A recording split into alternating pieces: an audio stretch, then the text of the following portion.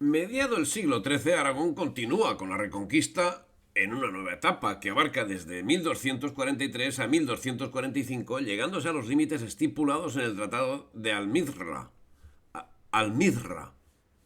actual campo de Mirra, entre Beneixana y Biar, Alicante. Firmado el año 1244 entre Jaime I y el infante Alfonso, posteriormente Alfonso X de Castilla, para delimitar las áreas de expansión sobre territorio musulmán entre Castilla y la Corona de Aragón. Las tierras al sur de la línea Biar-Villajoyosa quedaron reservadas para Castilla, si bien las sentencias arbitrales de Torrellas y de Elche, respectivamente, de los años 1304 y 1305, ya en el reinado de Jaime II de Aragón, modificaron el acuerdo conforme a los límites existentes entre las provincias de Alicante y Murcia.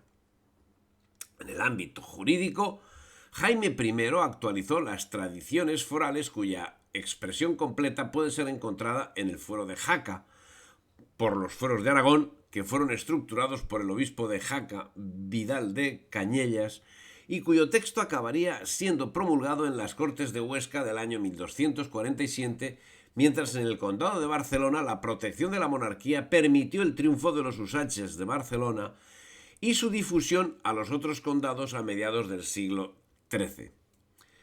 También en 1240 Jaime I había otorgado a Valencia una ordenación político-administrativa conocida como la Costum, una legislación de carácter municipal que sería revisada el año 1251 y que 20 años después se complementaría con los Foris et Consuetudines Valentiae, que se proclamaron contra el parecer de la nobleza aragonesa.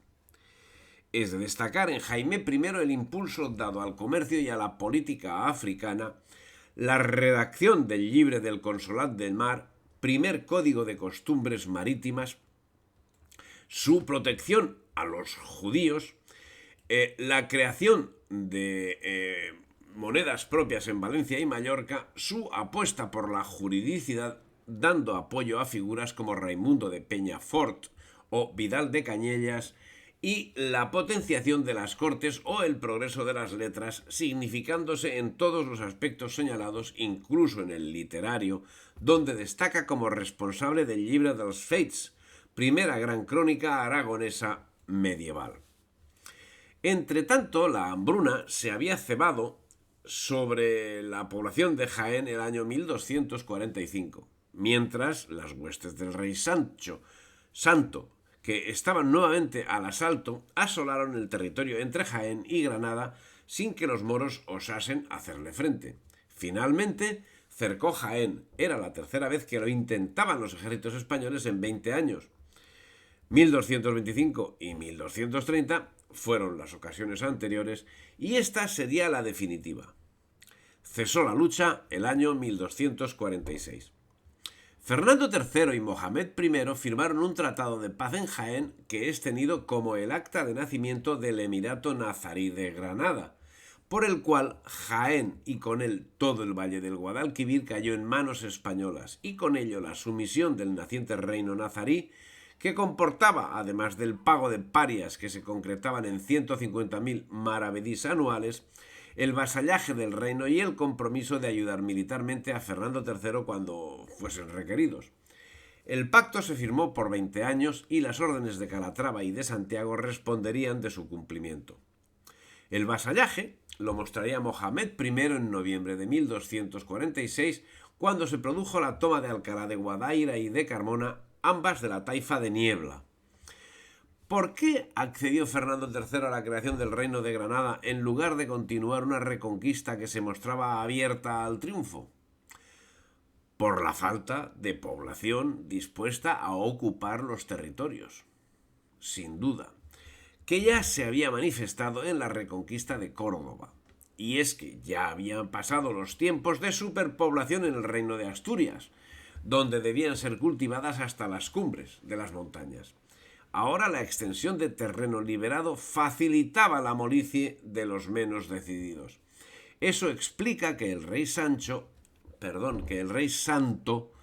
optase por la creación de un reino feudatario que que prolongaría la presencia musulmana 2 siglos y medio. Y cuando Fernando III daba por concluida la campaña por Granada en el año 1246, Alfonso de Portugal comenzaba la guerra contra su hermano Sancho II, que acabó huyendo hacia el exilio en Toledo, ciudad en la que murió el 4 de enero de 1248. Momento en el que fue coronado Alfonso III, que abordaría aspectos jurídicos del reino, siendo que en 1254 convocó las primeras Cortes del Reino de Portugal, constituidas por la nobleza, la clase media y los representantes de los municipios, y que dieron lugar a una legislación beneficiosa para la población más desfavorecida. Recordado como un gran administrador, Alfonso III fundó diversas ciudades y reorganizó la administración pública. También continuó la Reconquista, que culminaría en 1249 con la conquista de Faro, lo que ocasionó conflictos con Castilla zanjados con el Tratado de Badajoz del año 1267.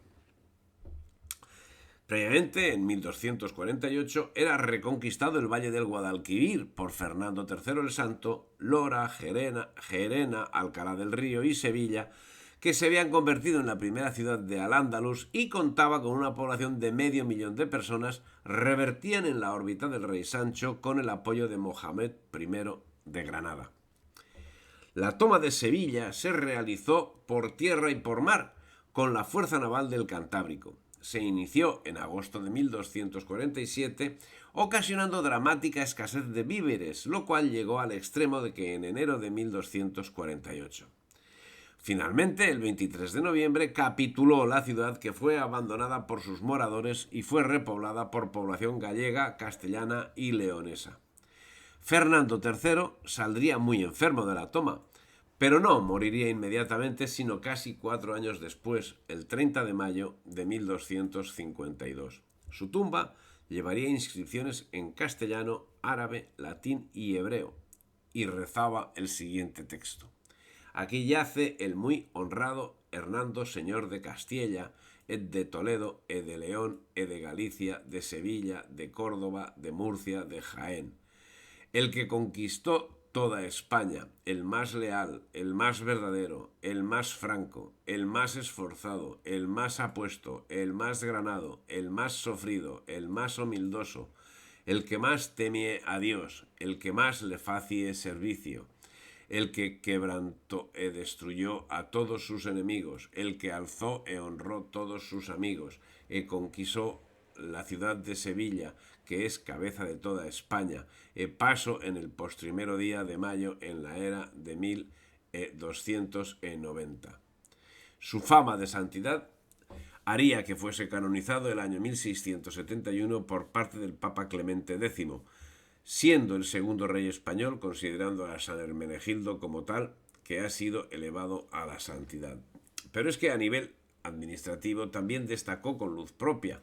Trató de unificar y centralizar la administración de los reinos castellano y leonés, promovió la traducción del fuero juzgo e impuso el castellano como idioma oficial de sus reinos en sustitución del latín. Repartió las nuevas tierras conquistadas entre las órdenes militares, la iglesia y los nobles, lo que dio lugar a la formación de grandes latifundios, aspectos que pudieron ser más o menos afortunados, pero que en cualquier caso significaron un paso valiente en aras de una reorganización de los reinos. En el ámbito cultural y religioso mandó levantar las catedrales de Burgos y de León. Se esmeró porque en su corte se le diera importancia a la música y al buen hablar literario. Algo que resulta relevante en este aspecto es que en el reino de Granada se imitaban las costumbres españolas. Así cuenta Ben al-Jatib. Los sultanes y las tropas suelen adoptar los trajes de los cristianos, sus vecinos. Sus armas son iguales, y lo mismo sus capas, tanto las de escarlata como las otras. Asimismo son idénticas sus banderas, sus sillas de montar y su manera de hacer la guerra con escudos y lanzas largas para alancear. No conocen las mazas ni los arcos de los árabes. Antes emplean los arcos cristianos para los asedios de las ciudades y los infantes los utilizan en los lances de guerra. El 1 de junio de 1252, día del entierro del rey Santo, era elevado al trono el rey Sabio, Alfonso X. El nuevo rey renovó los pactos con Mohamed I, si bien las relaciones no serían tan extraordinarias como con Fernando III, en parte motivado por las dificultades económicas que a partir de ese momento sufriría el reino de Castilla, que no así el reino de León, que contaba con moneda distinta, y que debía ser cubierto por las parias pagadas por Granada, que ahora serían el doble de las pagadas en tiempo de Fernando III, y que se concretaban en 250.000 maravedíes anuales. También debía asistir a la prevista conquista de Ceuta, para la que Castilla y León preparaban una flota especial. En el asunto de Ceuta no llegaron a un acuerdo, por lo que Mohamed I preparó por su cuenta el asalto, que acabaría en una estruendosa derrota y reportaría malas consecuencias en su trato con Castilla-León. En 1253 moría Teobaldo de Navarra y bajo la tutela de Jaime I le sucedía Teobaldo II, que en su reinado hizo el primer censo, que dio una población de 150.000 almas. Jaime I había alcanzado un gran prestigio, bajo el que tuvo lugar en 1258 el Tratado de Corbeil, por el que 8 condados feudales de lo que hoy es Cataluña, entidad que no tiene ninguna referencia en el mentado tratado, dejaban de pagar vasallaje a los reyes francos. A partir de ahora lo harían al reino de Aragón. El tratado se inicia con estas palabras: es universalmente conocido que existen desavenencias entre el señor rey de Francia y el señor rey de Aragón, de las Mallorcas y de Valencia, conde de Barcelona, y Urgel, señor de Montpellier, por lo que el señor rey de Francia dice que los condados de Barcelona, Besalú, Urgel, etc. son feudos suyos. Los condados pagarían vasallaje al reino de Aragón. La única excepción fue el condado de Barcelona, que, por matrimonio del conde Ramón Berenguer IV en 1137 con doña Petrolina de Aragón, quedó incorporado a la corona de Aragón, pero sin variar su condición de condado. Los 7 restantes condados, el de Besalú, Vallespir, Perelada, Ausona, Ampurias, Urgel y Cerdaña, mantuvieron su independencia hasta 1521, cuando el rey de España, Carlos I, nombró virrey de Cataluña al arzobispo de Tarragona, Pedro Folc de Cardona. Y el reino de Aragón estaba integrado por los territorios que hoy lo conforman, más todo lo que es la actual provincia de Lérida, así como una franja hasta el mar que incluía Tortosa como ciudad importante del reino, junto a Jaca, Huesca, Lérida, Zaragoza y Teruel. Tras el tratado, Jaime I comenzó su labor legislativa. Así, el 1 de agosto de 1258 acercó políticamente los condados ya oficialmente feudatarios suyos, al tiempo que eran divididos en veguerías los condados del Rosellón y Cerdaña, siendo que la veguería del Rosellón, con capital en Perpiñán, se unió a la de Vallespir con el territorio de Illa, que hasta 1309 había formado parte del Conflent, y la veguería del Conflent, con la capital en Vilafranca del Conflent, correspondía aproximadamente al actual Conflent. La veguería de Cerdaña tenía su capital en Puigcerdá y el valle de Ribes de Freser tenía su centro administrativo en la población del mismo nombre. Si te ha gustado el discurso, marca me gusta, difunde y suscríbete al canal.